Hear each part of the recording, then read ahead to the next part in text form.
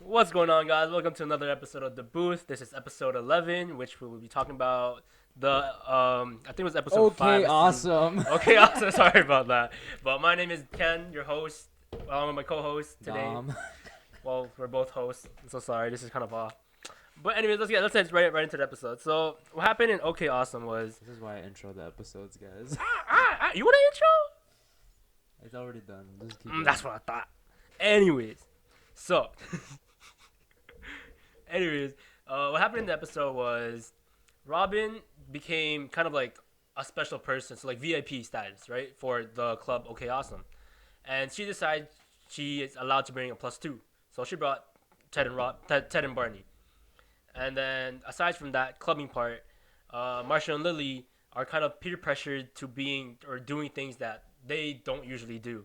So what they did was wine tasting, because Lily's like kindergarten teacher, right?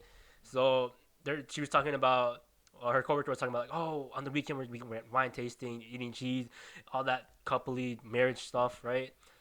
But then Lily felt pressured into thinking like, oh, this is how I have to act, right? When in reality that's not how you have to act, you know. And even Marshall was like weirded out. Like he went along with it, but it still didn't suit him. He escaped from the bathroom window from like 3 floors high up, and then went in the club, started partying. Lily did the same thing, and that's pretty much all that happened in the episode. But let's talk about that, like peer pressure in a sense. It felt like, now that you explained it, it felt more like not just peer pressure, but it also felt like the pressure of age. Like like they felt like they had to be a certain way because now they're older, and Yeah. also their status of like, Mhm. I'm married, Yeah. I should be doing what other married couples do. It's like a sense of like belonging. Like like you have in order to be an adult, you have to have this way of life, But in reality, people have different ways of life. But for me, it was like, dude, just do what is fun for you, Mhm. or like, because they're a whole different type of couple. Yeah. Like, their friends are the ones that those people weren't even their friends. That was like the funny part. Like, they're trying to fit in with other people that they barely even know, and then Yeah. didn't they like at one point like start dissing how Yeah, pretentious it it was like was? it was like right in front of like, oh, we have to wait until the tannins cool in or whatever. Yeah. I don't know whatever tannins means. I don't know. I'm not into The, wine. the tangent, or like the way it tastes, the tangents, Yeah, or I whatever don't it was know what called. But yeah, no, it sounded so silly, and I try to relate. I was like trying to think of any moments in my life where I was like trying to act a certain way to fit in, and Mhm. I feel like there were a lot of moments, mostly because the high school that I went to, Yeah. were just mostly Caucasian people. They were mostly white people, Uh-huh. and so like I'm in this part of my life where it's like you have to like, because I grew up in Toronto, but then I moved there, and it's like having to deal with. Why are you laughing? Cause I heard the vibrate. Yeah. Okay. Yeah. Okay. Anyways, yeah, That's go not why on, you're go on, laughing. go on. Um, I noticed little things that I did that were like different from who I was. Mhm. Like most of the time, I'd be talking about basketball, and Yeah. like I had a certain like accent to things, Mhm. but then when I talked to like, Yeah, these like, white people, yeah.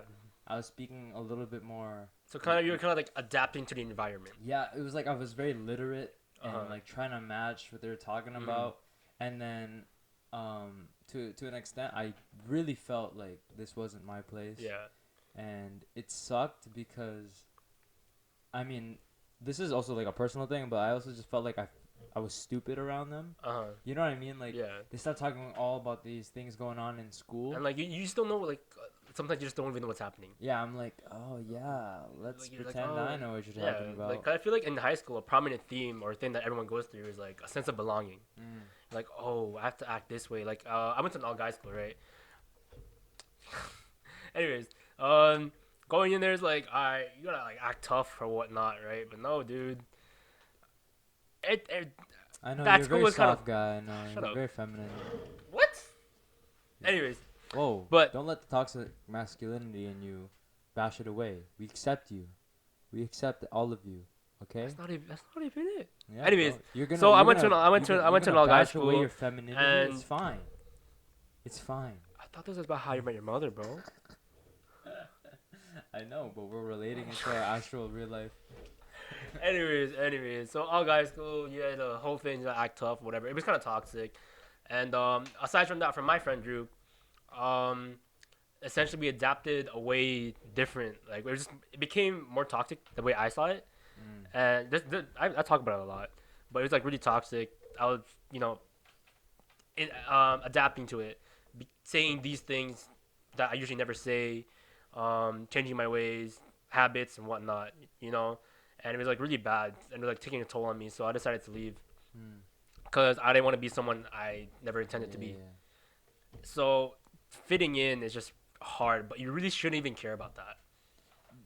I feel like at a young age you're supposed to an And, extent, and because why like would you think that? you're trying to find your, like, obviously as soon as you leave your house, right, like now you're like trying to find another home, Yeah. and to not find that in your younger years, because like let's say middle school, right, like you're in a very small group, but then when you get to high school you have many different cliques, Yeah. right, and like it's like High School Musical, like stick to the Uh stuff huh. you know, Stick to the status quo. right? And it's like, where do I belong? Am I supposed to stick to what I'm supposed to be, or do I like keep venturing out, keep like discovering Or myself? like lone ranger type of thing, lone Yeah, wolf type of thing. You like to yeah. call it. And so it does. You don't really find that, or like you don't really go and try to find that until you Mm. like you're self aware of who I am, Yeah. who am I today, and then that's when you like Mm. go out into the real world and find that. But when you're in high school, it's like I feel pressured to have to do it, or else I seem like a loser. Yeah. Right? I remember. I know a lot of people. They go like, "Dude, my phone's not having any notifications. I'm a loser." Like, "Oh, Mm. like I'm not getting invited to any parties. Yeah. I'm a loser." Like that was like their mindset, Mm. and it's really not true. Honestly, um, the person that is alone and has the time to rediscover themselves over and over and improve themselves, Yeah. those guys are the real winners. Mm. You know what I mean? And I think people lack that like mentality. Yeah. And Especially in like in high school, it's like they only learn that like later on, because in high school it's like a whole popularity contest. You know, like oh gotta get at the top so everyone knows me. But yo, I'm telling you this from right now. Right now, like if you're still in high school and you're about to graduate and whatnot, as soon as you graduate, you get hit hard. mm, It's like you're in a whole different world. Like, yeah, adulting type of things. You're technically an adult in the eyes of the law, but feeling wise and everything's so different, mm. and it's just hard to adapt. But it takes time. And I feel like a lot of people get stuck in that high school mentality of Yeah. like, oh, like I used to be so popular. Yeah. Like what happened now? Mhm. Like I wish I could go back. And Yeah. it's like, if you can't find a place in this world, then like, and you only feel better when Mhm. you're back in high school, Mm-hmm. that's kind of where you're gonna lose in life. Yeah. Because then it's like you're gonna be comparing yourself on and on and on. Mm-hmm. Like Gary Vee likes to talk about that a lot. It's like people are stuck in high school, meaning like they keep comparing themselves to other people, Yeah. or they want to be popular, whatever it is, and Mhm. it just kills them inside. Yeah. And it's not. It's like that's not the truth of Mhm. how life is. You can never go back, You only have to keep going forward. and it's not even like it's not even a righteous mentality to stick to. Yeah. It's kind of a loser one. Mm-hmm. You know what I mean? Yeah. But yeah. In high school, I remember one thing I grew up on was actually playing Yu-Gi-Oh. Right. So high school, all guy school, we kind of diss the people who play card games. Well, yeah, fucking nerds. That's how we. That's what we did, right? Even I did it too. But then like, Yu-Gi-Oh was really fun. I played it in elementary with my boy with Lee, and like a bunch of my other friends and whatnot. It was like really fun, and like we just never did it in high school because we'd be scared, or scared to be judged. Mm-hmm. But then the truth was, I really enjoyed it. Mm-hmm. Like obviously, I don't take it seriously or anything. Like I lose like half the time, but it's fun. Mm-hmm. I like doing that, and even now, like recently or like a couple months ago, me, Lee, Ian, and my friend Gabriel, we we went into card stores, and we just bought a deck, just to play Yu-Gi-Oh. And, like that was like so much fun. Like it's simple, it's straight, but I enjoy it. And I didn't care what happened. I didn't care what people thought of me. It's like do what you love doing, no matter what it is. Just don't let anyone stop you from pursuing what you want. Cause bro, if you like it, do it, bro. If you like styling, go ahead, do it. If you like collecting Monopoly cards or something, I don't know. I'm giving pretty bad examples right now, but you guys pretty much get the gist of it, Like right? just make sure you do what you love, because Yeah. if anyone is like neglect like trying to stray you away from what you love, then they're not fit for you. Yeah. They're not fit for your life in general. I had to going into high school. It was like everyone was into basketball. They were into shoes. They they It's were like the starter pack. they were into you know, the hype beast stuff, Mm. and like everyone started smoking, drinking, Yeah. partying, and that was like what you had to do in order to like be talked about Yeah. or like fit in with the other people. Mm. And then at some point I was like, this is like I'm becoming a duplicate of other people, and I'm not exactly being who I am, Mm. you know. And the way to break it down of like who I am, like self-actualization is a huge thing that I was trying to discover in Mm. grade 11 and 12, because I was introduced to it in the SAP course, which is sociology, anthropology, and psychology. Mm. And they break it down to you like, you are based off like, yeah, the 5 people you surround yourself with. You are based off who you are from the past, Mm. and you are based off who you are based off like generations, Uh huh. like meaning your whole family tree, Yeah. right? So like sometimes people will go, I got the fighter in me because my great grandfather was in the war, Yeah. or something like that, Mm. just as an example. And so like I would always look back and go, okay, my dad was a martial artist, you know, that's where I Mm. get that. Yeah. Oh, I also did do it, you know, that's where I developed it strongly. Uh huh. Fitness has always been a part of me, and then that's when you start to realize who you are, and then like your path soon just like completely fade away from the other people that Uh huh. aren't in your like league, like they just aren't in your level. Yeah. So then at some point I was like, dude, what am I doing? Why am I still trying to fit in with these guys? Yeah. These guys like I remember they'd go, "Oh my gosh, you're a black belt, huh? Like, you want to like show me a kick?" Uh huh. Right? And it's like, oh, dude, relax. Like Mm. it's not like that. Mm. You guys assume stuff, and it's like you guys are very small-minded. Mm. You know, once you realize that these people are small-minded for you, then that's when you hit a different level in your life, Yeah. a different level of self-awareness, Mm. like where you belong now. Yeah. And so, going back to Marshall and Lily, Mm.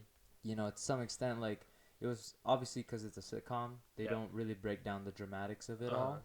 all. They try to make it a little bit more funnier, like I guess, you know, jumping out of Yeah. the window. But in little ways, there are always moments that they feel like they need to be people, considering they live in like one of the most, you know, pop cultural Yeah. influential. I mean, it's New York, so It's yeah. New York City, right? And so they felt like, oh, everyone's doing this. It's like you gotta We hop gotta on do it. it, right? Yeah. And clearly that wasn't them. Mhm. So, um, Well, one thing I wanted to add was you're talking about like, black belt, right? That's like a status type mm, of thing. So in the episode, Robin, she becomes a VIP person. mm, Like she feels entitled, right? mm-hmm, And that's one thing in life. Don't just based on your status, don't feel entitled to anything, mm-hmm, because that ruins like a lot of relationships, and it's just really fucked. Like an example I can give you is just because maybe you've been friends with someone for so long, you're not entitled to knowing what's going on, right? yeah, It's if they want to do it, they want to like tell you what's happening. Don't be like, oh yo, tell me that. Like, mm-hmm, what's wrong with you? Like, oh, I don't feel like talking about it. But I've been your friend for like 7 years. mm, Like, so mm, like that doesn't mean anything. The yeah, connection you have with the person means something, yeah. but timing doesn't mean anything. I remember like what's it called? Being friends with this one guy. Mm. I still am. It's just like at some point I thought like, oh, our friendship meant more, to a different degree, and then next thing you know, there's like a lot of things that ended up happening, and that was like, oh, I guess we're not on Mm. that, or at least we're not seeing eye to eye on what Yeah. we're supposed to be doing. And so it's like when you're with friends, it's like you know how they feel about you, or how they respect you based on what they do, not what they say, Yeah. right? Like they say, actions speak louder than words. So don't fall into that trap of Mm. that. Back to the whole like being entitled to things. Yeah. I've met a lot of black belts that go, "Oh, I'm a black belt. I'm done. Like Yeah. I've known everything." Is there a higher black belt? Oh, like yeah, you go up in levels, like degrees. Mm. But what I've learned from shout out to Jacob Lee, who Mm. is my coworker and also taught me a lot of things along the way. Being an instructor is like, even if he was a third degree or fourth degree, whatever Yeah. level he is, he always tells me, he's like, it's not enough. Mm-hmm. He's never satisfied. Yeah. You know, just because I like even when I've watched him fight, I always go like, dude, like you're the best. You're the best. You can win any match. He goes, nah, man, I need to train more. Mm-hmm. Like that is the mentality I want to be a part of, right? Like, life is never enough. I got to keep going. Mm-hmm. And so it's like, he never feels entitled to like I'm the best. If I walk in there, they should respect me. Yeah. He never feels like that. It's always like, I feel like every legitimate black belt at least, they go, even if you hit that level, they both know that this is just the beginning. Yeah. You know what I mean? Like, you never feel satisfied. You never feel a sense of they should respect me. I mean, sure, when I put on that belt and I'm in front of the little kids that I teach, like, yeah, they should respect me. Yeah. But when I'm in a room with people, that status goes away. It's in the back of my head.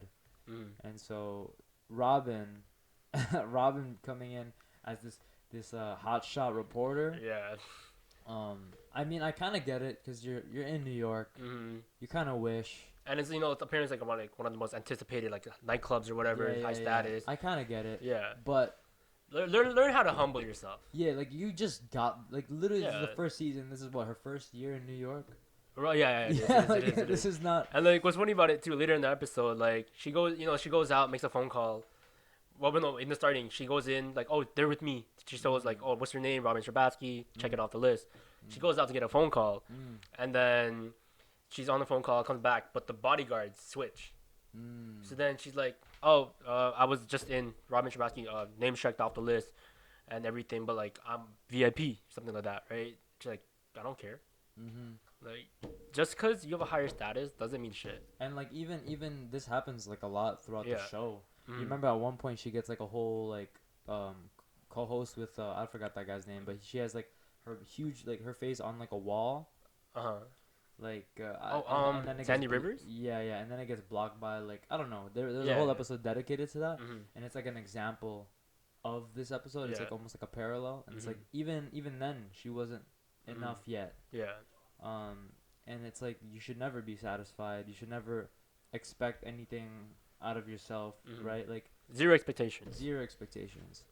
Yeah, like sometimes I always have to humble myself as well as like, yeah, I get it. I've worked hard, but it's not hard enough for like the whole world to be like, oh, he's that guy. Yeah. You're not that guy. Like, until bro, you've really, you know, hit that level. Yeah, like if you think about it too, even if you think you're high up, like not barely even 1% of the world knows you. Unless you're like, you know, a religious figure, like everyone knows you. Yeah, practically. like, yeah.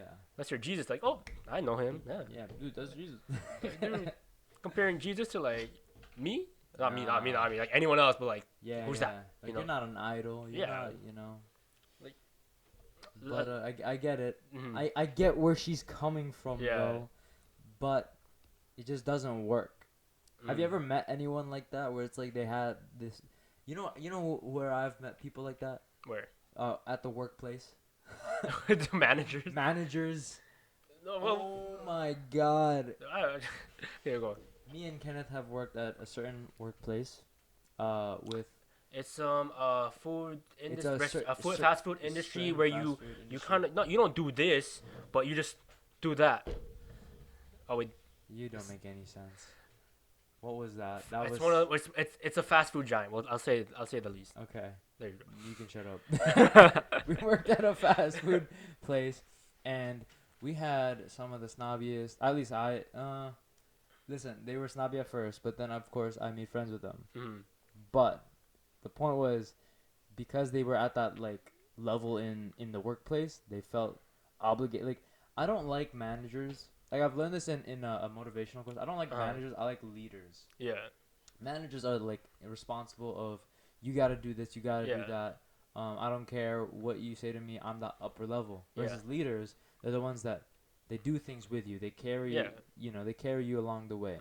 I've had some managers like that, but managers, they got on my nerves, bro. Cause like in the back when I would get home, right, and I would complain about that to my mom. Yeah. She'd be like, "So?" I'd be like, "What do you mean? Who cares? Those are managers working at what? This food. Yeah, working at this certain food place. They're just gonna stay there. They're how old and they're there. just you gotta put into Yeah. perspective that I'm still gonna keep working hard in my life, and I'm gonna get to a level where they won't matter, Mm-hmm. right? Like, um, look at it almost as if they were like a missed buzzer beater. Like Michael Jordan's missed buzzer beaters, you never hear them. Yeah. You never hear them. You only hear about the shots he made, Mm-hmm. right? So even if you've messed up or you failed or you've had some snarky comment from a freaking stranger, Yeah. they don't matter. In a Mm. few hours, you'll forget about them, Exactly. right? Like, that's happened on many occasions. I mean, I Mm. remember one occasion where You want to tell the viewers? oh yeah, dude, it was like my second day of I messed up. It was my second day of training, and like the first day of training, we were blessed chicken nuggets. Damn, on second day? First day. First day. First day of training, we were blessed chicken nuggets on our break, right? Yeah. And so, and so on the second day, Mm. when I was done, I thought I was allowed to take nuggets. So then I got myself a 10-pack, Uh-huh. and then I started putting in chicken nuggets, Yeah. and then started dipping, and then the manager starts yelling at me. Yeah. And I was like, oh You no. Hey man, the manager before, like the day before, she was like, yeah, go ahead, take whatever. Cause they're different type of man. You know, there's a people person and there's just a strict one who actually takes it Bro, seriously. that same manager that like loud us Yeah. saw me getting yelled at and was like she just looked at me like, oh no. Dude, I remember like my first day on the job, Uh-huh. right? So I'm on like the far end of the team, you Mhm. know. So this is the part where I have to wrap the burgers. First day, Fun. like legit, for first 2 minutes, right? Mm. I'm still fresh out of training, so you know it's gonna take me some time. So I'm like doing it slowly, then you know putting it in the thing, the sliding area, Yeah. and then so my managers were all like Filipino, so they all spoke Tagalog. Okay. The manager I had on my shift, she was yelling in Tagalog or Filipino. She's saying like this dude's so slow. What the fuck? Like Oh wow. right? And then she asked me, "Hun, do you understand Tagalog?" I'm like, "Yes." And I'm like, "Damn." And I'm like, first of all, I'm new. You know this. You know, I don't expect me to to remember everything. You know. Talk your talk now. But yeah, don't expect me to take everything. And I'm like, from that day forward, I'm like, I'm gonna hate this place, aren't I? Yeah. No. The money was good. Yeah. Don't get me wrong. Yeah. But nah, I ain't gonna have that. Nah, dude, I feel that same way. Like, listen, like pandemic hit, I had to get another minimum wage job again, part-time job, and this one manager, Yeah. dude, he comes at me for no reason a lot of times and Mhm. goes, "Dude, you have this like laying around. What the heck?" Yeah. And just me, Yeah. and like so basically this one day, it was like literally very recent. Mhm. I come into work, and then the guy I'm supposedly working with, he goes, "All right, yo, bro, I'm going on my break." I'm Mhm. like, "Okay, I just got there. Okay, whatever." Yeah. And then I go into like what I'm supposed to do. Yeah. Everything is like cleared out. There's no like cleared out as in like all the products were gone, but Uh-huh. the crates that held them Mhm. were like all full. Okay.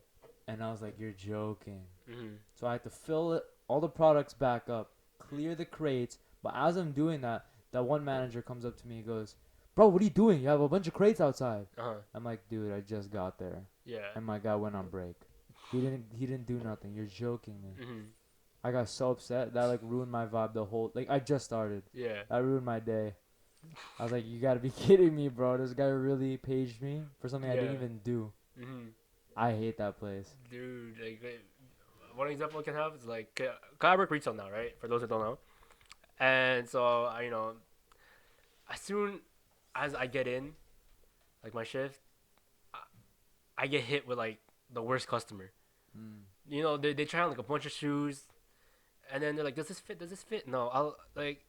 This person was like what, a size 10, like, Mhm. and then I told him like, "Oh, in this shoe we only have a size 8." Mm. Like, let me try it. I'm like, dude, Why waste your time? right? You're 2 sizes up. And I tell them too, like, that's not gonna fit. It's like, no, it's okay, I'll try. I'm like, what? Like, dude, like, one time I had another customer, he was a size 8. He ended up buying a size 10. Came back 5 minutes, oh, it doesn't fit. I'm like, no shit. Really?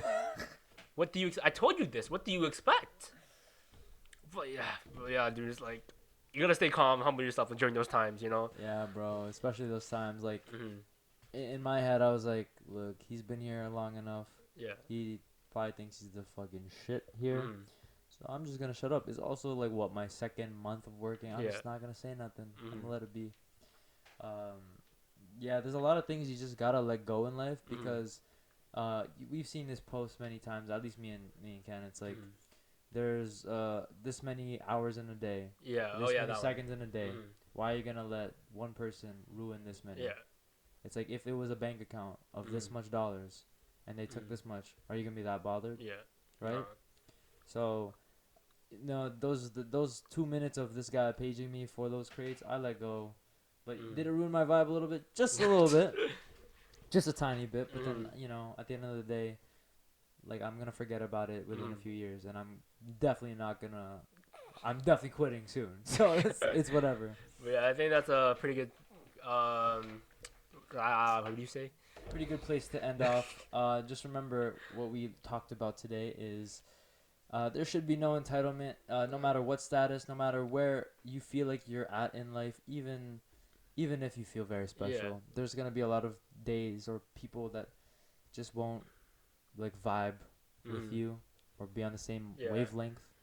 And another thing is, obviously, don't force yourself to fit into something that you are not. Like, don't be someone you don't want to be. Exactly, because then you'll just feel out of place. Yeah. And that is the worst part, because you're trying to fit into some place, but it's not yours to begin with. Yeah, and like nine times out of 10, like that group that's trying so hard to fit in that makes you think you have to do this, they're insecure. You know, they're not they're not the person who they are right now. Yeah. Yeah. Facts. But yeah, I think that's pretty good. So hope you guys enjoyed. As always, leave a like, comment, and subscribe to our YouTube channel. Tune into our Spotify. Tune into our Patreon. That's been your co-host. That's been your host. it's Cat. And peace out.